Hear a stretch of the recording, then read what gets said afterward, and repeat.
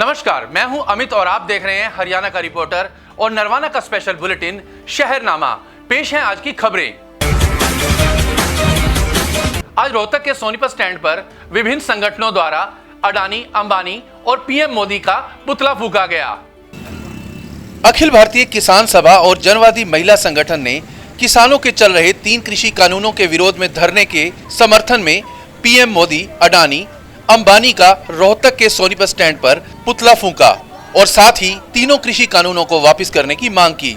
उन्होंने कहा कि अगर आज किसान संगठनों और सरकार के बीच बातचीत सफल नहीं हुई तो 8 दिसंबर को भारत बंद होगा।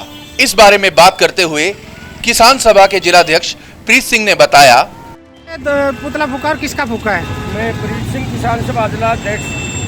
हमने इसलिए फूके हैं पुतले नरेंद्र मोदी, अडानी और अनिल अंबानी का, क्योंकि मोदी सरकार अनिल अंबानी को और अडानी को देना चाहती है। केवल और केवल इस देश में जो आज बची है वो कारपोरेट की खेती बची हुई है।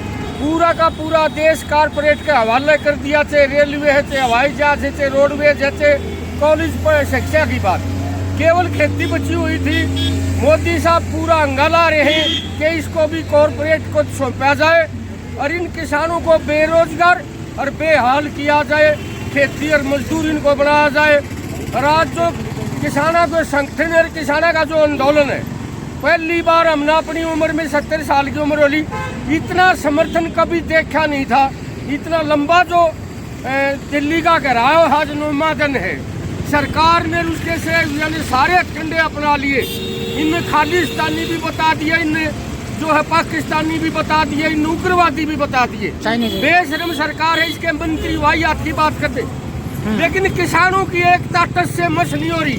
आज अगर जो बातचीत सरे नहीं चढ़ी, 8 तारीख को पूरा देश का चक्का जाम होगा।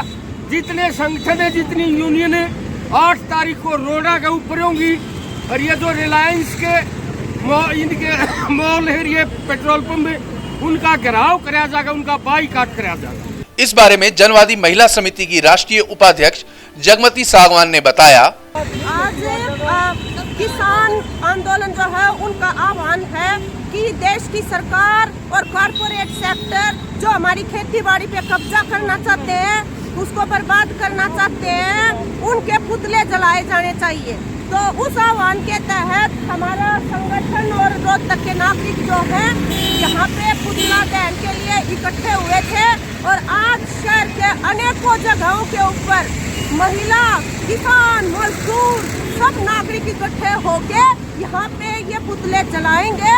और हम देश की सरकार से ये मांग करते हैं कि आज की जो बातचीत है उसमें इन काले कानूनों को वापस लेने का फैसला सुना दे, नहीं तो देश के अन्नदाता जो सड़कों पे पड़े हैं, इतनी ठंड के अंदर, कोरोना की महामारी के अंदर पूरे देश के अंदर जो है वो गुस्सा पनपने लग रहा है। और इसी वजह से अनेक जो नागरिक हैं वो 70 साल के, वो आज आंदोलन के इसमें सड़कों पे उतरे हैं। जैसे हमारी बहन सरोज है, रेजिडेंट वेलफेयर एसोसिएशन की अध्यक्ष भी हैं, तो वो भी आज आंदोलन पे आने को मजबूर हुई है। आज पीजीआईएमएस में उस समय हड़कंप मच गया जब स्वास्थ्य मंत्री अनिल विज की कोरोना संक्रमित होने की खबर आई। कोवैक्सीन का टीका लगवाने वाले हरियाणा के स्वास्थ्य मंत्री अनिल विज के कोरोना संक्रमित होने के बाद पीजीआईएमएस रोहतक में हड़कंप मच गया। दरअसल यह टीका पीजीआईएमएस की टीम ने ही अंबाला जाकर लगाया था। स्वास्थ्य मंत्री को 20 नवंबर को वैक्सीन लगाई गई थी। खुद अनिल विज ने ट्वीट कर संक्रमित होने की जानकारी दी। स्वास्थ्य मंत्री को 20 नवंबर को अंबाला में वैक्सीन लगाई गई थी। अब पीजीआईएमएस का कहना है कि वैक्सीन लगाने के बाद शरीर में एंटीबॉडी बनने में समय लगता है। पीजीआईएमएस के सहायक प्रोफेसर डॉक्टर मंजूनाथ ने कहा, अच्छा, क्योंकि पीजीआई रोहतक की टीम भी अंबाला ही गई थी, स्वास्थ्य मंत्री को भी ट्रायल में शामिल किया था। उनकी रिपोर्ट अब पॉजिटिव आई है, तो इस पर क्या कहना चाहिए? देखिए, ऐसा है, इसमें 2 डोज लगते, एक दूसरी चीज़, हर बंदे को जो हम टिक्का लगाते हैं जो, वो जरूरी नहीं है कि वो वैक्सीन ही है, दूसरी चीज़। तीसरी चीज़, वैक्सीन लगाने के बावजूद एंटीबॉडीज़ डेवलप होने में टाइम लगता है। तो अभी उनको लगा के हार्डली 14-15 डेज ही हुए हैं, तो ज़रूरी नहीं है 14-15 डेज़ के अंदर एंटीबॉडीज़ भी आ गए और वो पूरा जो इन्फेक्शन होता है उसको प्रिवेंट भी करे। तो कई सारी चीज़ें। और तीसरी चीज़, हर वैक्सीन का एक एफिकेसी होती है। मान के चलो मैंने पूरा डोज कंप्लीट भी किया है और एंटीबॉडीज़ भी बन गए, उसके बावजूद मैं 100% गारंटी ये नहीं दे सकता हूँ कि आपको इन्फेक्शन होएगा ही नहीं।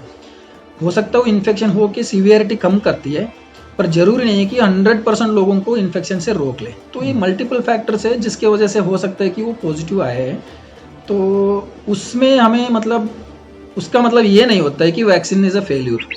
वो गलत मतलब इन्फॉर्मेशन नहीं जाना चाहिए। अभी चंडीगढ़ जा रही थी? हाँ बिल्कुल, स्वास्थ्य मंत्री अम्बाला में एडमिटेड है, तो उनको देखने के लिए तो टीम जा रही है। नरवाना की डेरा बस्ती में सरकार द्वारा बनाए गए शौचालय सफेद हाथी साबित हो रहे हैं। हमारे संवाददाता नवीन की एक खास रिपोर्ट। भारत सरकार के स्वच्छता अभियान के तहत गरीब लोगों को शौचालय की दी जाने वाली सुविधा का लाभ नरवाना के लोगों को मिलता नजर नहीं आ रहा है, क्योंकि यहाँ की स्थानीय डेरा बस्ती में जो शौचालय बनाए गए हैं वहां गंदे पानी की उचित निकासी नहीं हो पा रही है। लोग कई बार अधिकारियों से इस बारे में मिल चुके हैं, लेकिन उनकी समस्या का समाधान अभी तक नहीं हुआ है। नमस्कार, मैं नवीन हरियाणा का रिपोर्टर में आपका स्वागत है। दोस्तों, आपको पता ही है भारत सरकार ने स्वच्छता अभियान के तहत जो गरीब परिवार थे उनको टॉयलेट अलाउड की गई थी, और आज नरवाना के डेरा बस्ती में पहुंचे। यहाँ भी कुछ गरीब रहते हैं, झोपड़पट्टी वाले, इनको भी टॉयलेट अलाउड हुई थी। लेकिन टॉयलेट अलाउड हुई है, जब नगर परिषद ने इन टॉयलेटों को रखा गया यहाँ पर, तो इनके लिए ऐसी स्थिति बनी हुई है, मतलब इनकी निकासी के लिए कोई ऐसा कार्य नहीं किया जिसको लेकर हम कह सकते हैं कि स्वच्छता अभियान के तहत टॉयलेट सही तरीके से रखी गई है। तो हम आपको यहाँ की दशा दिखा देते हैं। जिस प्रकार से जो टॉयलेट रखी गई है, ये सिर्फ नाम की सफ़ेद हाथी की तरह है, कार्य कुछ करने के लायक नहीं है। दिखा देते फिलहाल हम आपको यहाँ पर जो टॉयलेट है जो रखी गई है, आर्टिफिशियल के रूप में रखी गई है, कार्य कुछ नहीं करती। अंदर की तस्वीर देख सकते हो आप किस प्रकार से ये जो टॉयलेट है इसकी स्थिति कितनी खराब स्थिति में ये है, और आप अंदर की स्थिति देख सकते हो कितनी खराब स्थिति में है ये। मतलब ये देखने के लिए सिर्फ टॉयलेट जो सरकार ने अलाउड की गई थी, यूज नहीं कर सकते इसे। और एक पर तो नगर परिषद ने ताला ही लगा दिया, मतलब इसमें तो जाना ही नहीं। और आप देख सकते हो जो टॉयलेट है, एक बिल्कुल स्थिति खराब है और एक में ताला लगाया गया है। और यहाँ के लोग हैं ये कह रहे हैं जी यहाँ गरीब बस्ती है, यहाँ टॉयलेट जो मंजूर हुई थी वहाँ पर आज तक कोई ऐसी कार्य नहीं हुआ, ऐसी कोई निकासी नहीं हुई जिसको लेकर हम कह सकते कि टॉयलेट जरूर हुई थी लेकिन निकासी भी हुई है, लेकिन ऐसा कुछ कार्य नहीं हुआ। यहाँ के जो आसपास के लोग हैं इनसे पूरी बात पूछते हैं, क्या कहते हैं। हाँ, ये टॉयलेट कब रखी गई थी? ये टॉयलेट 2 साल हो गए। 2 साल हो गए। हाँ। अच्छा, जैसे ये टॉयलेट रखी गई है, इसकी निकासी का कुछ कार्य करे? कुछ नहीं करया। अच्छा, कुछ नहीं करया। जब वो लोग आए थे आपने पूछा था भाई इसके जो पानी निकालने के लिए, टो निकालने के लिए? हाँ, हमने कहा था भाई इसका कनेक्शन, बोले फिर करेंगे। अच्छा, तो कितने दिन हो गए? दोबारा फिर गए? 2 साल। हाँ, दोबारा फिर गए, दोबारा फिर हमारी सुनाई नहीं करी उन्होंने। अच्छा, हाँ। कितने दिन हो गए ताई स्थिति में? 2 साल हो गए भाई साहब। अच्छा, जो नगर परिषद के कुछ सदस्य आए थे यहाँ? नहीं आए। अच्छा, यहाँ नहीं आए, देखने ही नहीं आए। अच्छा, हाँ, रखने के बाद आए नहीं, देखते और चले जाते हैं, ऐसे कहते हैं आएंगे फिर आते ही नहीं। ठीक है। हम बहुत परेशान है भाई साहब, घूमने के लिए ना इधर जगह है ना इधर, हमारी बहू बेटियां बहुत परेशान है। आज नरवाना के ढाकल के पास एक सड़क हादसा हो गया। गनीमत यह रही कि इस दुर्घटना में कोई हताहत नहीं हुआ।